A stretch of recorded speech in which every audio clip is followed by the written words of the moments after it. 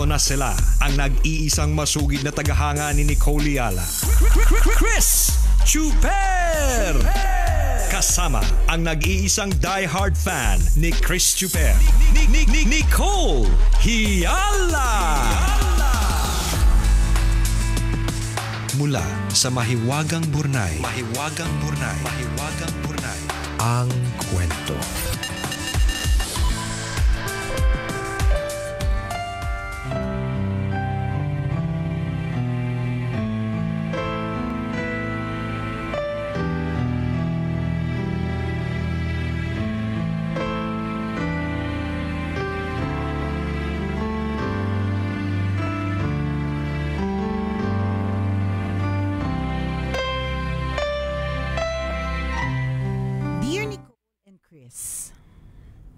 Itago nyo na lang ako sa pangalang L.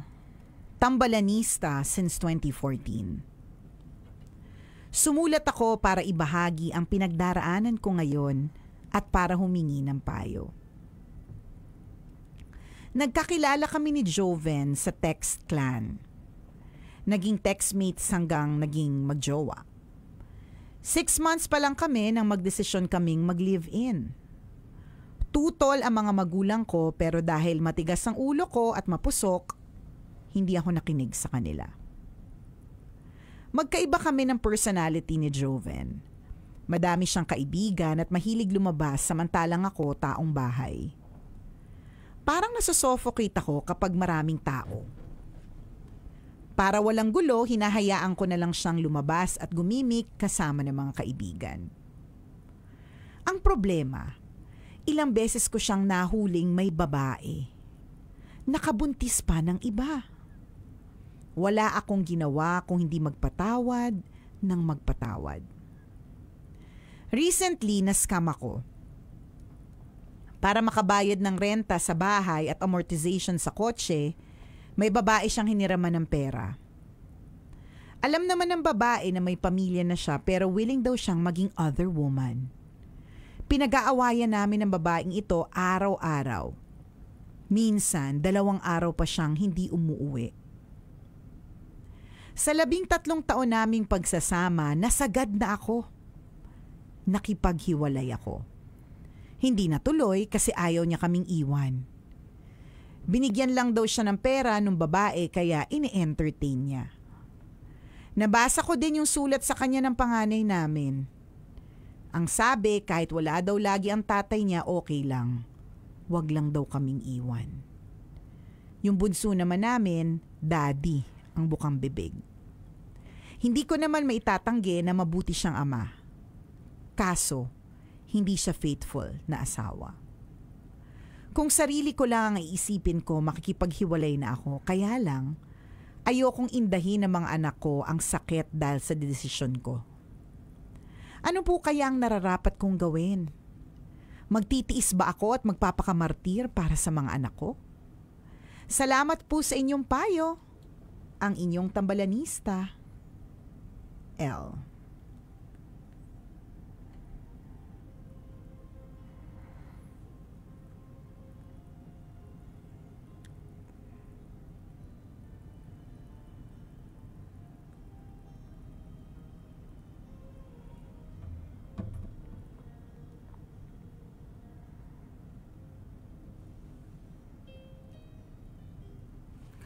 Hello sa iyo, L.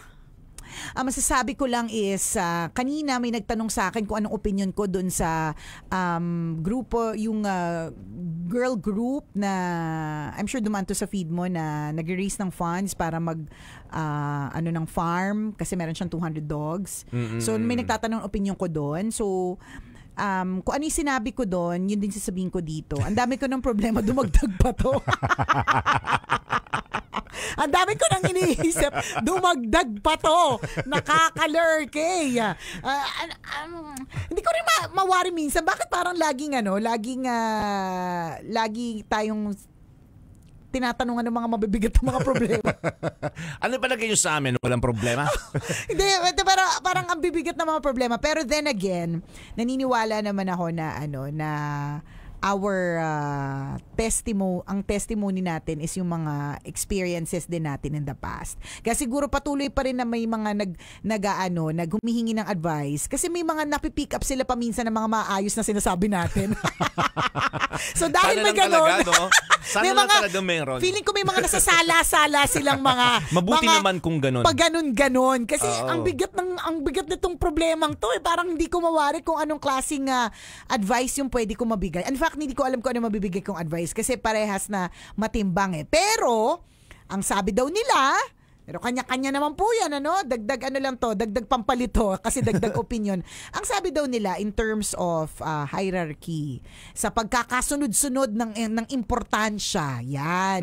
So, ang mahalaga daw ang Diyos, sunod ang spouse o ang asawa, pangatlo na lamang ang anak. Sa Catholicism, ganyan yung may mga ganyang kineme. Kaya nga sabi ko daw, kaya nga may mga ganyang daw. So, kung yun yung dun ka naniniwala at dun ka nananalig, sa tingin ko, kung doon ka sa tingin ko, di ang dami ko ng problema, dumagdag pa to.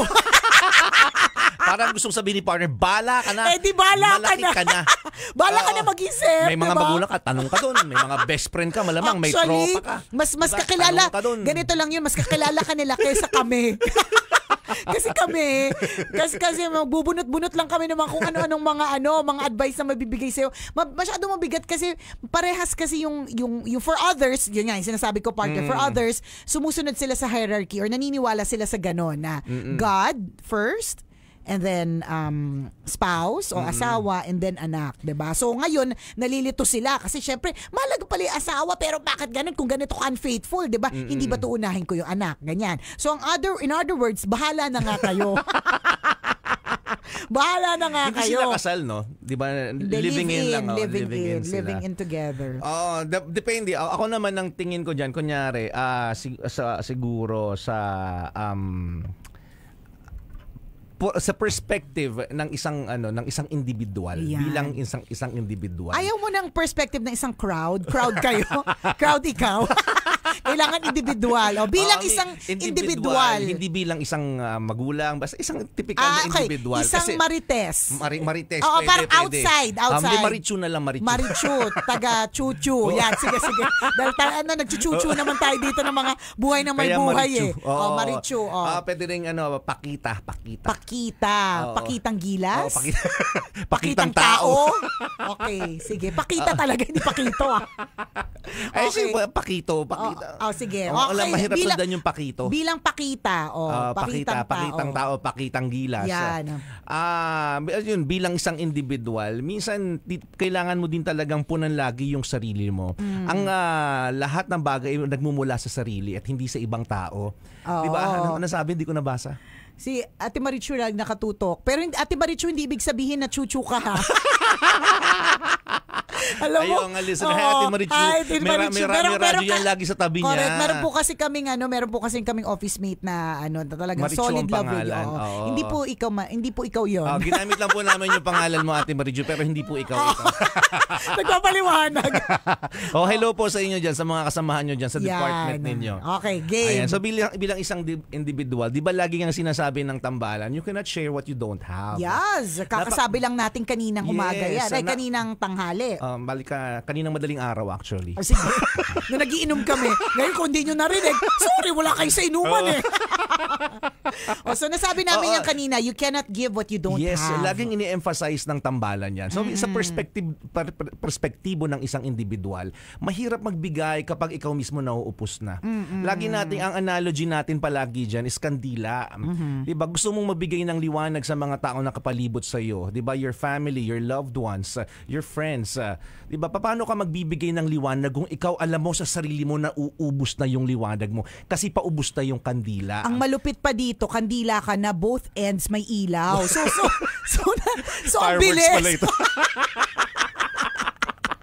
So, ikot-ikot ang ganun. Hindi mo nakakapagod. Correct. Madali ka naupos nun. Nagbigay ka ng konting kaligayahan pero madali ka rin naubos. Tama. Sa imagination ko, partner, hindi lang siya basta naupos ng kandila na isang side lang yung may sindi. Dalawa. Dalawa.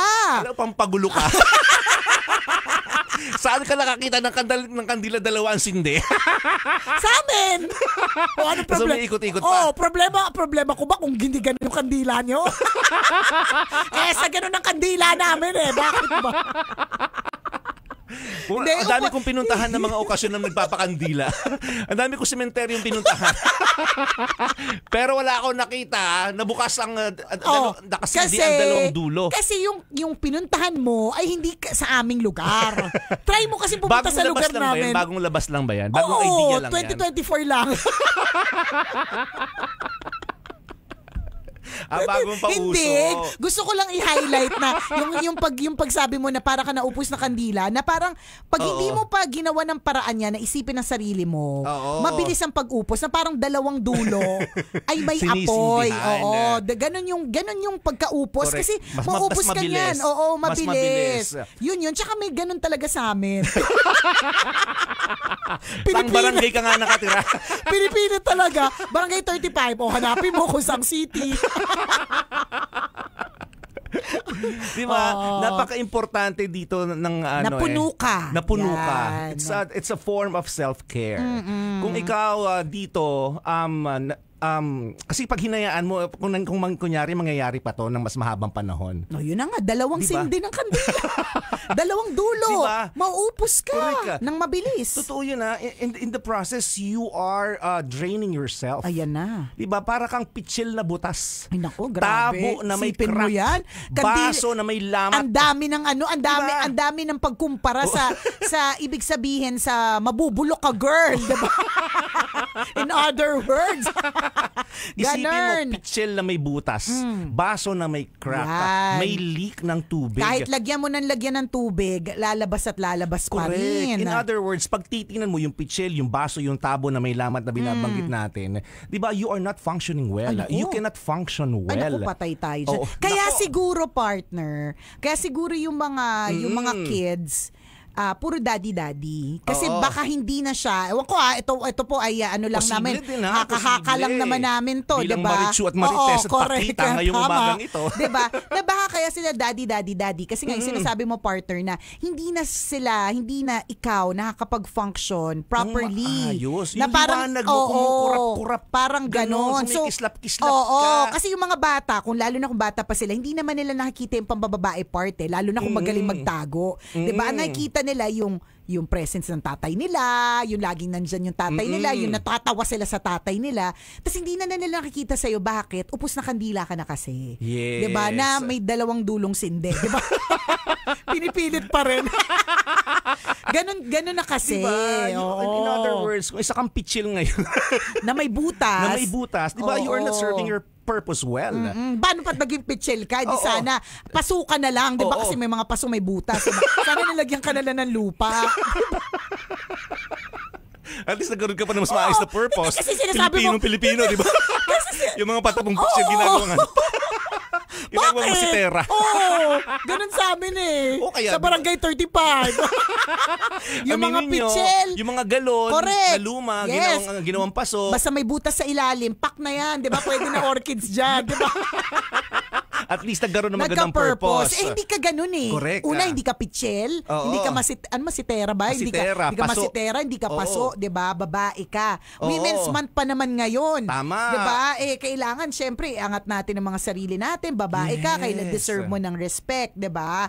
So, kaya siguro, ako naisip ko lang, kaya siguro yung mga anak, daddy, na parang feeling mo tuloy, mawawalan sila ng ng figure na mamahalin or baka ako'y maging kontrabida. Pero in the end, lalo na kung bata pa sila, 'di ba? Dapat hindi sila mawala ng nanay din at ng nanay din. Totoo. Sa ginagawang eksena ng ka-live-in mo, 'di ba? Eventually mawawala rin siya bilang tatay. Correct. Sa ginagawa din ng asawa mo ngayon, tinatanggalan kanya ng role. Parang ganun. Indirectly hindi yung tipong parang hindi direkta, ako yung nare-recognize ng pamilyang ito. Diba? Pero in a way, Ako yung hinahanap ng mga anak ko ako at hindi ikaw. 'Di ba? Paano? At mas masakit 'yun for you, ha? Correct. 'Di ba? So regain your power. Yes. 'Di ba? Oo. Kunin mo ulit yung lakas mo. Maging pitchel ka ulit na walang butas, 'di ba? Yung Buha ka ng- pwedeng timplahan ng melon na matamis Yan, na na maraming yelo yelo. at kondensada kasi may budget ka, 'di ba? Ganon. Diba, sarap gamitin ng ganung klase ng Tama. pitchel, ha? Kahit hindi fiesta, gagamitin ka araw-araw. Correct, Gusto diba? mo 'yun? O Kasi ganon. you're serving your purpose. So you have to regain your power, regain your Yes. strength. Love yourself again. Oo, kasi Bring kapag- back the self-respect. Importante 'yun, ha? Tama. Laging ine-emphasize ng tambalan 'yon. You cannot share what you don't have. You cannot give what you don't have. Tama. So ibalik mo lang yung na nararapat So, sa'yo. ang And everything will follow. Everything will fall into place. So dahil dyan, partner, dahil sinasabi natin ito, ang ibig mong sabihin is hiwalayan niya yung kalibin niya. Just yung ba, hindi pa sa ngayon. Hindi pa sa ngayon, ha. Pero gawin mo paano how will she regain her power back? Okay. May mga alam po kami. May nabibili po sa Recto. May mga Meron alam din po sa May kami. Quiapo. May mga alam po kami Depende sa manggagamot. pangangailangan mo. Wala na doon sa May Quiapo, Ay, partner. wala na. Ban na daw eh. Kasi madalas nag-shooting, pinaalis muna yung mga tao doon. Yun ang sabi. Hindi ko rin sure. Yung pinagsasabi namin. Hindi, Charot lang. how charot. does she regain back her power? Yun eh. Parang syempre, ang daling sabihin, di ba? Paano ko Oo. gagawin? So, ang sinasabi ba daw natin nagsasalita siya partner. Binubulong niya sa akin ngayon. Pinapaka-interactive ng show na to. Binubulong sa akin ng Burnay, writer, sender. Di ba? So, paano? Ibig sabihin ba nito? Kasi ang dami naman daw nating sinabi. Ang tanong niya lang naman daw. Sinong ipaprioritize niya? Di ba? So, paano? Hindi, wag yun yung tanong ano yung pa-prioritize. Yun yung tanong niya. Ba't ka ba nangyayala? Sige. Prioritize yourself. So kung prioritize Oo. niya yung sarili niya, ibig sabihin ba neto ay kailangan niya nang mag-let go o magbabay doon sa Sa akin not this time. Ah. Ganito, hanapin mo yung bagay na makapagbabalik muna sa iyo ng lahat. Ay nako, mabukas Oo. na nasa Zumba na siya. Malay mo, matagal ka na hindi nakapag-zumba. Diba? Ibalik mo yun. Kung yun yung paraan Tama. Diba? Go, diamond pill na girl. Kailangan pa bang i-memorize yan? Basic!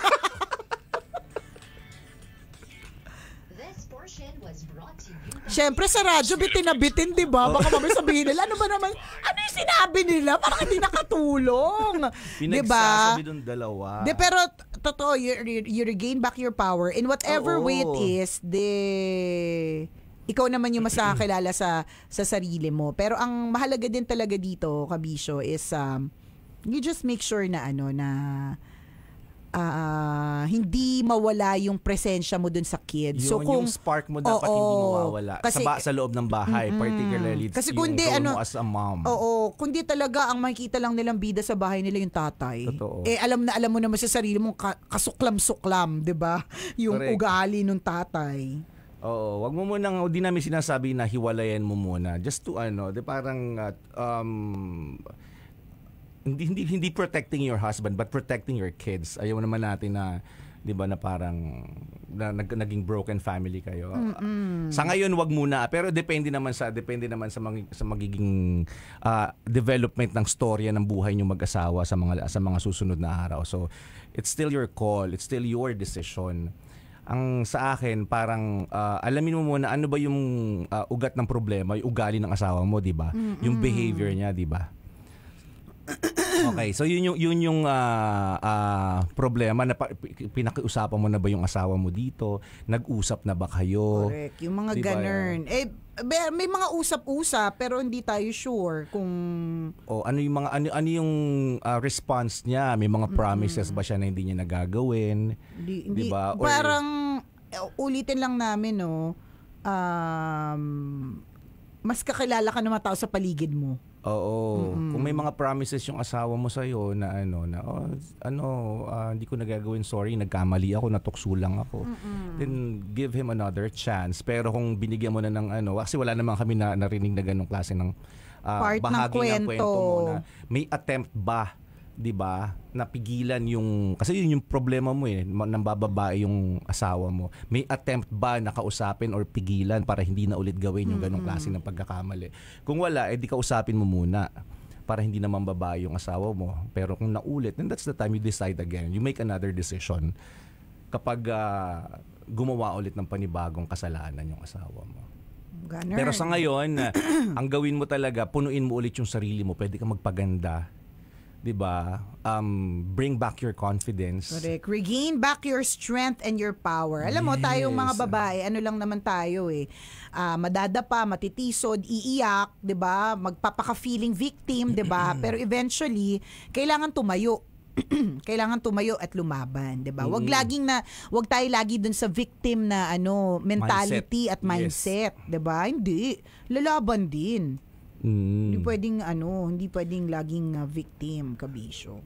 So sana nakatulong naman kami. Hindi namin alam kung ano na iambag namin sa iyo. Para laging ganoon, wag mo pababayaan sarili mo. Yun lang din 'yon. Everything will fall into place kapag okay ka mismo, emotionally, mentally, physically. Tama. Wag mong hayaan na mawala yun sa'yo, 'di ba? Naman nanlalambot ka, pumapangit ka, lagi masama yung loob mo. Wag mong iaalaw na mangyari 'yon. Kumbaga sa bangka, wag mong hayaang lumubog ka. Kumbaga sa kandila, wag mong hayaan na uupos ka. Kumbaga sa pitsil, wag mong hayaan may biyak ka. Truth. Kasi you're made to become you're made as a pitchel and not as a masitera, 'di ba? Secondary function na lang 'yun. Totoo. Pinilit na lang i-repurpose.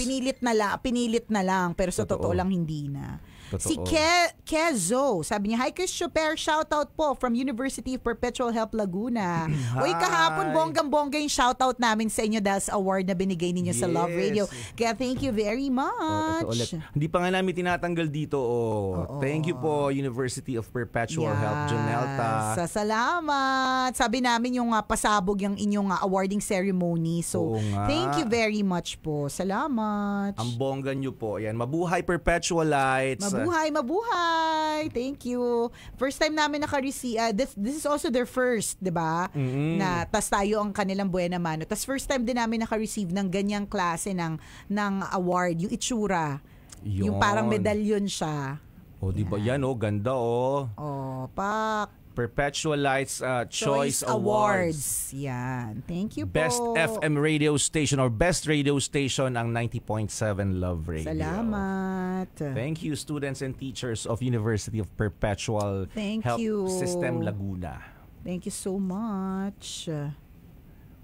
Pa-shoutout po DJ Nicole and DJ Chris from Eastern Samar, si Nicole Villa Valdez. Shoutout po from Cotabato City, ang lakas ng tambalan sa Mindanao kahit sa live lang, sabi ni Jefferson Tan. Salamat. Watching live from Paris. Ayan, ang pangarap kong puntahan. Pangarap ko talaga dyan makarating Hanggang Parisan lang ang kaya ng budget ko for now, partner.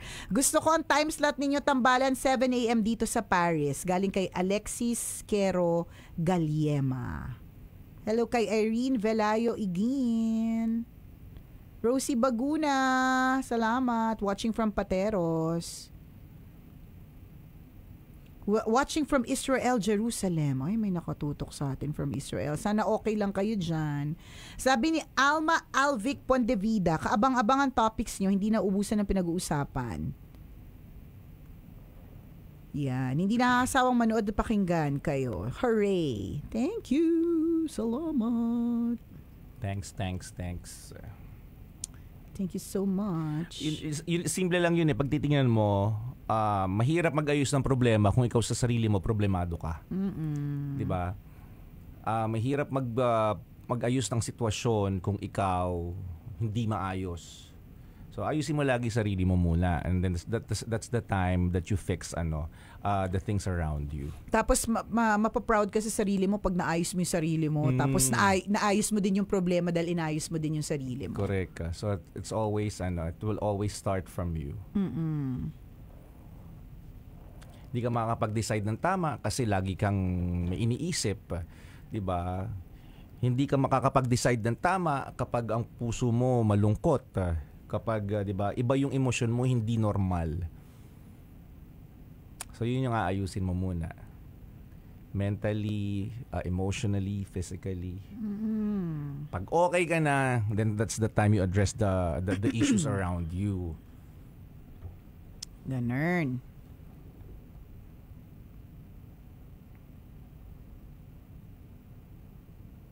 Okay. Dami nyo nanonood, ha? 275,000. Grabe. 4.5 million followers. Worldwide. Jomari Mercado, pa-shoutout daw sa mga taga San Pedro, Laguna. Hello po sa inyong lahat dyan. Alma Alvic Pondevida, ay nabati na pala natin to kanina. Hello sa inyo. Linlin, good morning. Ay good evening from Kuwait. Good evening? Sa Kuwait? Anong oras ba dyan? Alam ko umaga. Ay good morning ba dyan sa Kuwait ngayon? Ay, kanino ba nagsabing good evening? Sabog. Kanino? Sino na nagsabi? Sino siya na nagsabi good evening? Umayos ka! Bahala kayo kung anong oras sa inyo. Mas marami nag-benefit sa programang ito sa mga Feeling ko lang naman, though hindi naman natin alam talaga lahat. Diba? Wala man tayong Pero iba, based on your comments, diba? Parang ang dami nanonood sa atin sa ibang bansa kapag ganitong oras. Yes. Parang ganito lang yun yung problema mo, El. Diba? Gusto mo magkaroon ng jowa. Pero hindi ka magka-jowa kasi hindi mo inaayos yung sarili mo. Diba? Tingnan mo, kapag inaayos mo yung sarili mo, inayos mo yung mindset mo, yung puso mo, yung correct. physique Hinanda mo ang lahat para sa pagkaka-love life. Correct. Yan. Everything will fall into place. Everything will follow. Sunod-sunod yung maliligaw sa'yo. Sunod-sunod yung makakapuna sa'yo na ang ganda mo. At maganda. At Oo. Ang dami mong potential jowawa. Kasi inayos mo muna yung sarili mo.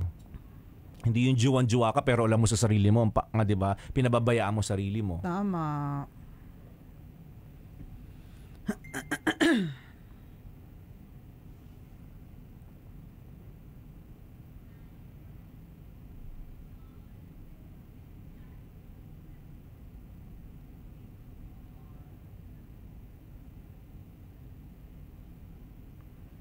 Okay.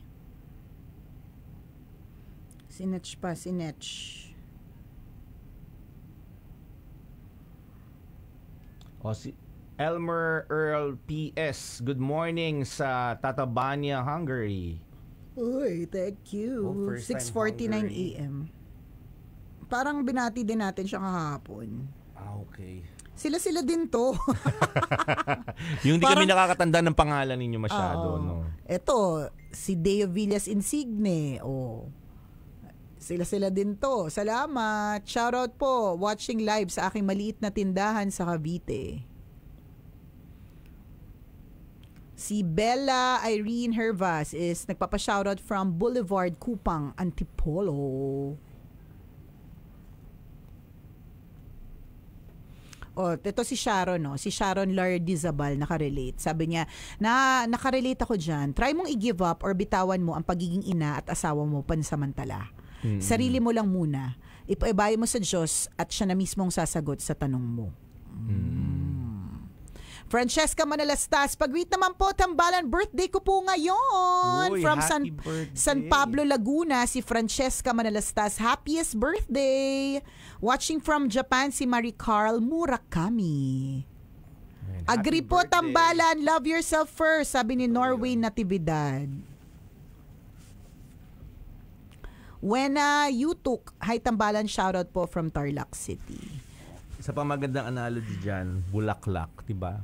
Kapag blooming ang isang bulaklak, yung bees kusang bumabalik, kusang dumadapo, diba? Bulaklak, hindi naman umaalis yan eh. Nandyan lang sa posisyon niya yan. Day in and day out, nandyan lang siya. Wala siyang ginagawa. Ang trabaho niya lang, pagandahin yung sarili niya. At pagandahin ng sarili niya. Oo, diba? Tinoy yung mga tao, lahat na dumadaan doon. Uy, ang ganda ng bulaklak. Naman ng bulaklak. Diba? Tapos pinutol. Yun lamang, diba? Totoo yan. Sa mga bubuyog, kusang lalapit sa'yo. Diba? Na-attract mo siya eh. Parang nag-attract ka ng positive energy kapag ikaw mismo ay positive. Yes, kasi blooming ka. And in this case, yung asawa mo yung bubuyog. Diba? Siya yung sisip-sip ulit ng nectar mo. Ay, nang lakatas mo, girl. Charot. Kapag makatas ka na ulit na bulaklak. Kasi nga, blooming ka eh. Diba? Ngayon kasi, isipin mo, yung bubuyog umalis sa'yo kasi naghanap ng ibang bulaklak na dadapuan. Kasi ikaw, diba, napabayaan eh. Kung maga sa talulot, isa-isa ka na naalis, nalalanta ka na. So pwede mong buhayin ulit yung sarili mo para makita ka ulit ng mga tao sa paligid mo at sabihin nila, ang ganda ng bulaklak. Tsaka ikaw mismo, you'll feel good about yourself. Yes. Di ba ang bulaklak mayabang pag gano'n, no? Oo. May siya, may pagbukadkad siya na Ganon. Bukadkad na bukadkad sila. Correct. Si Menchi De Leon ay nakatutok sa Japan. Shoutout po sa family ko sa Philippines, ang De Leon family. Sabi ni Nicole Valdez, magtira po lagi para sa sarili. Pwedeng mapagod pero bawal sumuko. Ninya, Kininya Manalo, happy 20 years sa inyo tambalan. Hindi nakakasawang boses ni Nicole Yala eh. Uy, thank you naman. Salamat. Bawal magsawa. Bawal magsawa. Maliliit pa po ang mga anak namin. Hello kay Betong Manalang. Sabi niya, kaiidlip ko lang. Dumaan kay sa wall. Ayun, nawala na yung tuko. Pasisi Pacha, nanonood sa atin from Long Beach, California. Uy, kumusta naman dyan sa Long Beach? Oo. Baka naman.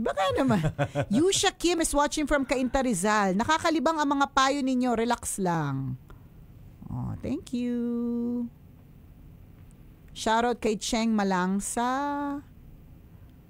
Kay Wena Yutuk from Tarlac. Ayan. Salamat.